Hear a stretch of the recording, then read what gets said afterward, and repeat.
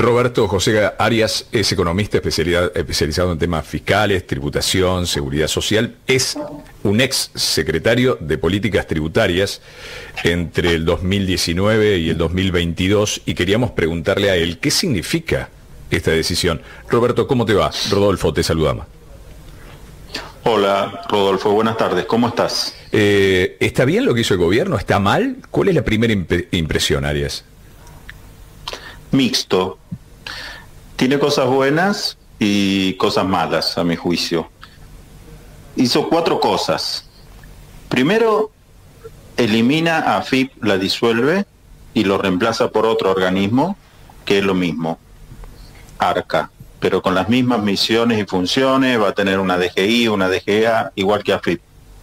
Es, para mí, medio un despilfarro, porque solo cambiar el nombre, instalarlo comunicacionalmente, genera mucha confusión en el público. ¿Por qué hace esto el gobierno? Porque el resto de las medidas considera que es más fácil hacerlo si empezás de nuevo con un nuevo organismo. Claro. ¿Cuáles son las medidas? Una reducción muy fuerte en la cantidad de cargos jerárquicos, que eso me parece bien, el 50% aproximadamente, porque la verdad que era un organismo sobredimensionado, a mi juicio. Hace una eliminación de la famosa cuenta de jerarquización, que eso también me parece bien, porque AFIP tiene un esquema donde un porcentaje de lo que recauda va a los empleados. Son más o menos 20.000 lo que tiene hoy. Y bueno, eso se puso ese porcentaje hace muchos años, la recaudación era otra. Y bueno, mientras aumenta la inflación y crece la economía, durante muchos años eso se fue aumentando y quedó un valor, la verdad, muy significativo. Es algo que bueno, supuestamente era un premio a la productividad o un bono a la productividad. O sea, el trabajador, todos los trabajadores... Aumenta el bono. Roberto, todos los trabajadores de la AFIP cobraban un porcentaje en base a la recaudación de la AFIP. Exactamente. Un premio por recaudar. Sí, un porcentaje de la recaudación va a todos los trabajadores, desde el administrador federal hasta el último trabajador. Ese porcentaje supuestamente se distribuye en función del desempeño. Eso es lo que se pensó originalmente, es un sistema que existe desde el 2001. Pero bueno, más o menos se distribuye a todos los trabajadores de acuerdo a lo que define el propio organismo, y bueno, esto es lo que ha quedado como un valor muy alto, ¿no?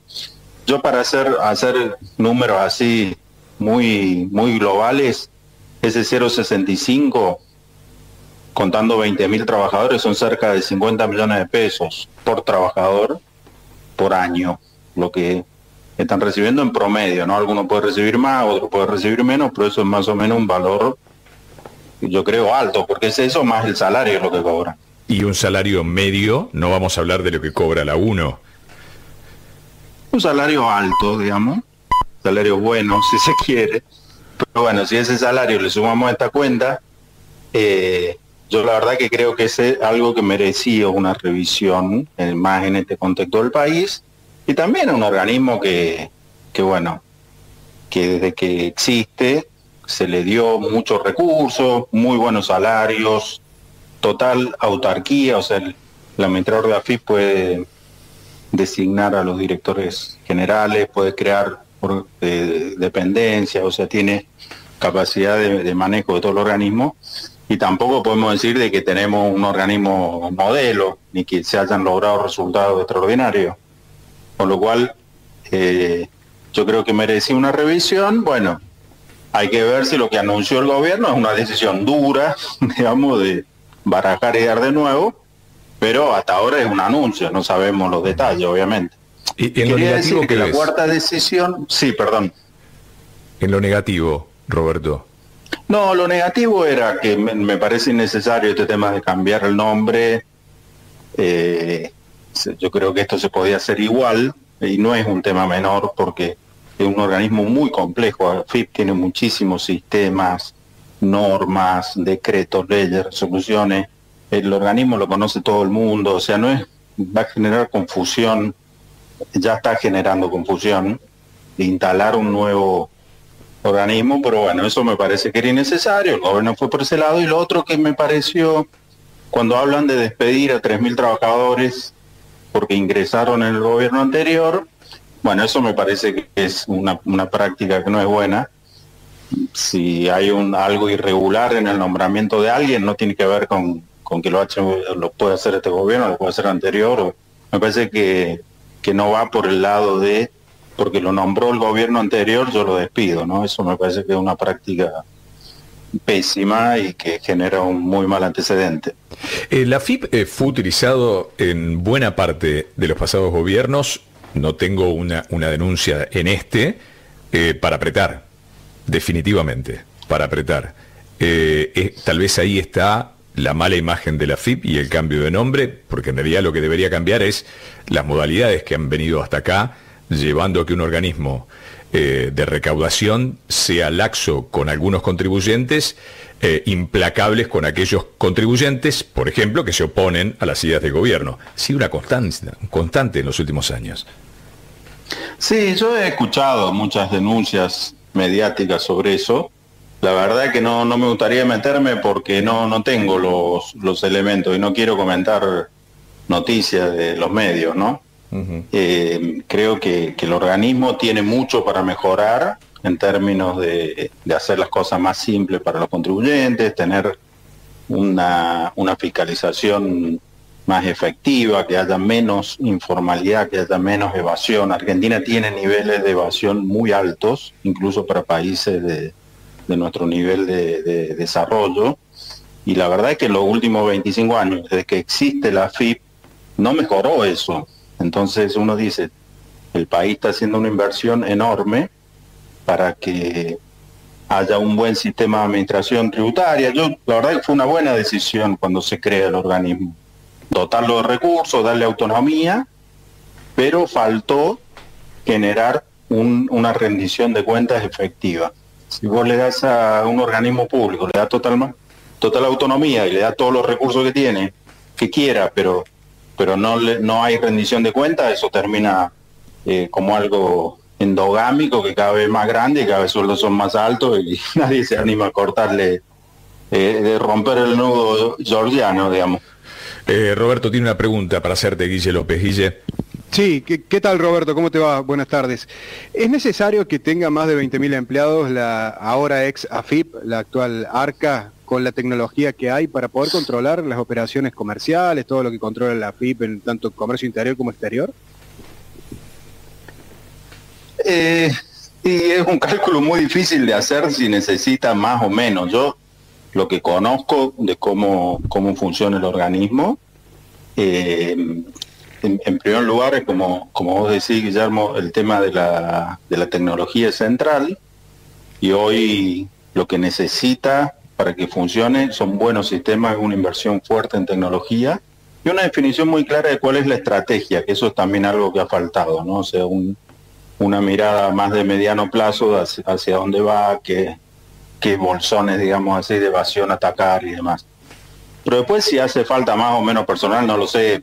Posiblemente haya muchas áreas que están sobredimensionadas.